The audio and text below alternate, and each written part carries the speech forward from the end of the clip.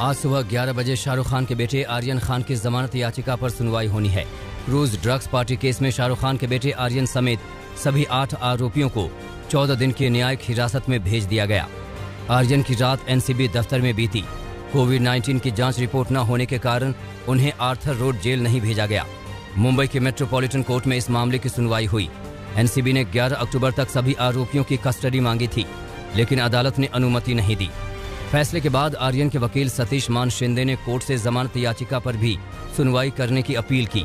इसका एएसजी अनिल सिंह ने विरोध किया। कोर्ट ने कल सुनवाई से इनकार कर दिया। अब एनसीबी को इस मामले में चार्जशीट फाइल करनी पड़ेगी।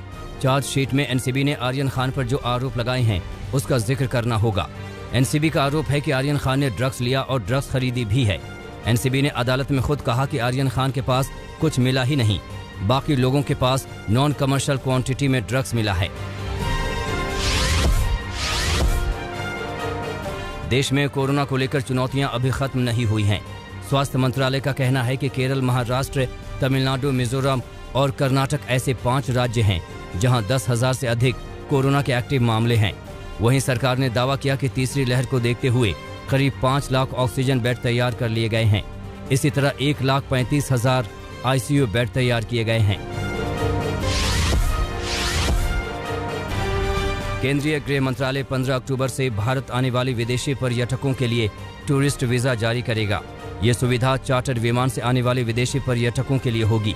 वहीं चार्टर्ड विमान से इतर अन्य विमानों से भारत आने वाले विदेशी पर्यटकों के लिए टूरिस्ट वीजा 15 नवंबर से जारी किया जाएगा।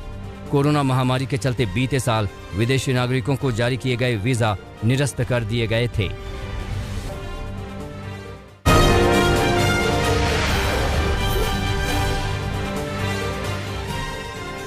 लखीमपुर खीरी मामले में आज सुप्रीम कोर्ट में फिर से सुनवाई होगी। कल सुनवाई के पहले दिन कोर्ट ने आज यूपी सरकार से स्टेटस रिपोर्ट सौंपने को कहा था, जिसमें केस से जुड़ी सारी जानकारी देनी है। इससे पहले मामले की जांच के लिए यूपी सरकार ने कमेटी गठित की है, जिसमें इलाहाबाद हाई कोर्ट के रिटायर्ड जज जांच करेंगे और 2 महीने के अंदर अपनी रिपोर्ट सौंपेंगे। लखीमपुर खीरी में केंद्रीय गृह राज्य मंत्री अजय मिश्र के बेटे को लेकर घमासान जारी है। अजय के घर पर पुलिस ने नोटिस चस्पा कर दी है। ये नोटिस धारा 160 के तहत चस्पा की गई है, जिसमें बेटे आशीष मिश्र को आज सुबह 10 बजे क्राइम ब्रांच ने पूछताछ के लिए लखीमपुर खीरी बुलाया है। यहाँ उसे जांच कमेटी के सामने अपना पक्ष रखना होगा। मंत्री का घर लखीमपुर के शाहपुरा कोठी इलाके में है। हालांकि बेटा घर पर नहीं है। आईजी लक्ष्मी ने भी कहा था कि आशीष कहाँ है, इस बारे में पता नहीं है। लखीमपुर हिंसा के मामले में पुलिस ने 2 आरोपी को हिरासत में लिया है। लवकुश और आशीष पांडे इस वक्त पुलिस की गिरफ्त में हैं। वहीं मामले को लेकर उनसे पुलिस पूछताछ कर रही है। वहीं राकेश टिकैत ने साफ किया कि समझौता सरकार के मंत्री या बेटे को लेकर नहीं था। सरकार अगर एक्शन नहीं लेगी तो वो इस पर आगे फैसला ले सकते हैं। वहीं राकेश टिकैत ने समझौते के पैसे की वापसी की बात भी कही है। वो पैसे पर समझौता करना चाहते हैं तो नहीं है, अपना अकाउंट नंबर बता दें। पैसे पे समझौता नहीं है। उन परिवार से पैसे जो दे दिए नहीं लेंगे। हम सरकार के पैसे संगठन, किसान संगठन, सरकार के जो 2.5 लाख रुपया उन्होंने 2.5 करोड़ रुपया दिया है 500 को, वो हम वापसी दे देंगे। हमको गिरफ्तारी चाहिए उनकी।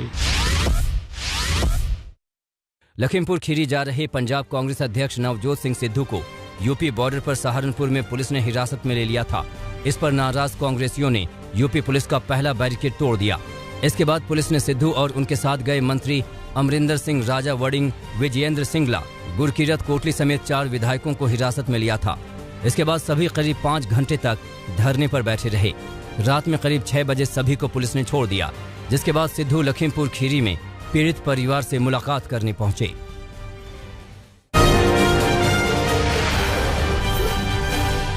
जम्मू कश्मीर के अनंतनाग में सुरक्षा बलों ने कल रात एक संदिग्ध पर गोली चला दी। सीआरपीएफ की नाका टीम की ओर एक स्कॉर्पियो गाड़ी काफी तेजी से आ रही थी। गाड़ी पर नंबर प्लेट भी नहीं था। जवानों ने जब गाड़ी को रोकने का इशारा किया तो गाड़ी की रफ्तार और तेज हो गई। इसके बाद जवानों ने फायरिंग करनी शुरू कर दी। इससे गाड़ी पर एक शख्स की मौत हो गई, जबकि ड्राइवर मौके से भागने में कामयाब रहा। सुरक्षा बल गाड़ी के मालिक का पता लगा रहे हैं और फरार ड्राइवर की तलाश की जा रही है। कश्मीर में हाल में गैर मुसलमानों को निशाना बनाने की वारदातों से अल्पसंख्यकों में दहशत का माहौल पैदा हो गया है। कल पुंछ में कश्मीरी पंडितों और बाकी अल्पसंख्यकों ने पाकिस्तान के खिलाफ जुलूस निकाला और घाटी में आतंकवाद के लिए जिम्मेदार बताया।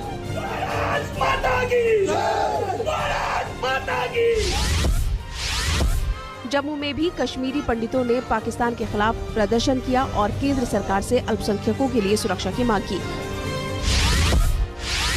जम्मू कश्मीर के एलजी मनोज सिन्हा ने गुरुवार को माखन लाल बिंद्रू के परिवार से मुलाकात करके उन्हें सांत्वना दी। मंगलवार को श्रीनगर में आतंकियों ने गोली मारकर बिंद्रू की हत्या कर दी थी। कश्मीरी पंडित माखन लाल बिंद्रू ने आतंक के चरम में भी घाटी नहीं छोड़ी थी। वो इलाके के मशहूर केमिस्ट थे। एलजी के साथ पीडीपी चीफ महबूबा मुफ्ती ने भी बिंद्रू के परिवार से मुलाकात की।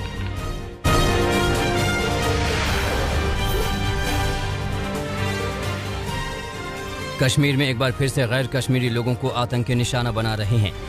ताज़ा मामला श्रीनगर के ईदगाह इलाके का है, जहां एक हायर सेकेंडरी बॉयज स्कूल में आतंकियों ने ताबड़तोड़ गोलियां बरसाईं। आतंकियों ने स्कूल के प्रिंसिपल और एक शिक्षक को गोली मार दी। आतंकियों के इस कायराना हरकत के बाद प्रशासन सख्त है और इलाके की घेराबंदी कर दी गई है। कश्मीर में आतंकी हमले के बाद गृह मंत्रालय ने हाई लेवल बैठक की। वहीं विदेश मंत्रालय ने माना कि पाकिस्तान प्रायोजित आतंक से कश्मीर में गैर कश्मीरियों को निशाना बनाया जा रहा है। उपराज्यपाल मनोज सिन्हा ने कहा कि आतंकियों को किसी भी सूरत में नहीं बख्शा जाएगा। आपको बता दें कि आतंकी 1990 के दौर की तरह गैर कश्मीरियों को निशाना बना रहे हैं। पिछले 3 दिनों में आतंकियों ने 5 लोगों की हत्याएं की हैं।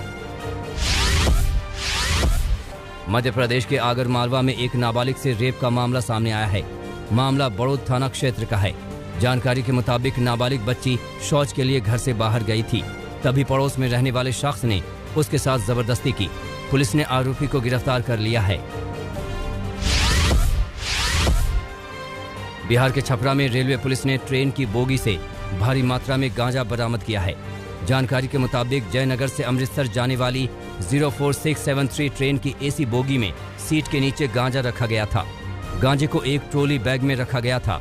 गांजे की कीमत करीब 6 लाख रुपए बताई जा रही है। पुलिस ने अज्ञात के खिलाफ मामला दर्ज कर लिया है और आगे की तफ्तीश कर रही है।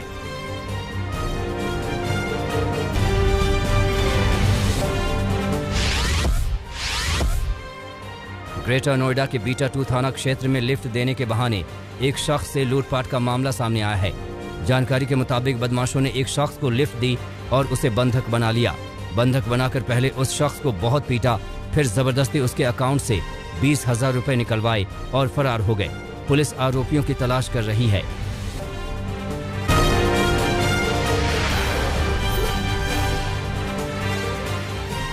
ऑस्ट्रेलियाई प्रधानमंत्री स्कॉट मॉरिसन ने फ्रांसीसी राजदूत के वापस लौटने पर खुशी जताई।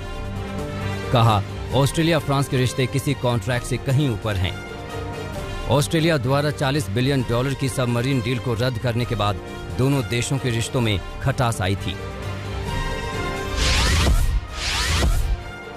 पेरिस क्लाइमेट संधि से आधिकारिक तौर पर टर्की जुड़ा। सालों तक लटकाए रखने के बाद आखिरकार टर्की की संसद ने इस संधि को हरी झंडी दे दी। साल 2016 में ही टर्की ने हस्ताक्षर कर दिए थे, मगर संधि के तहत दी गई जिम्मेदारियों को नाइंसाफी बताते हुए टर्की की संसद ने इसे पास नहीं किया था। जर्मनी की chancellor Angela Merkel Vatican city में पोप फ्रांसिस से मिलने पहुंची। रोम के अपने दौरे पर इटली के प्रधानमंत्री मारियो द्रागी से भी मुलाकात कर सकती हैं। अमेरिका में फेडरल कोर्ट के जज ने टेक्सास से विवादास्पद गर्भपात कानून को रद्द करने को कहा। इस कानून के विरोध में पूरे अमेरिका में विरोध प्रदर्शन हो रहे थे। कानून में 6 हफ्तों के बाद गर्भपात करने को गैर कानूनी बताया गया था। जर्मनी में 75 साल बाद नाजी कॉन्सेंट्रेशन कैंप में मारे गए 3000 लोगों की मौत का मुकदमा चला। 100 साल के व्यक्ति पर आम लोगों को मारने का आरोप लगा। आरोपी 1942 से 1945 तक कॉन्सेंट्रेशन कैंप में गार्ड के पद पर तैनात था।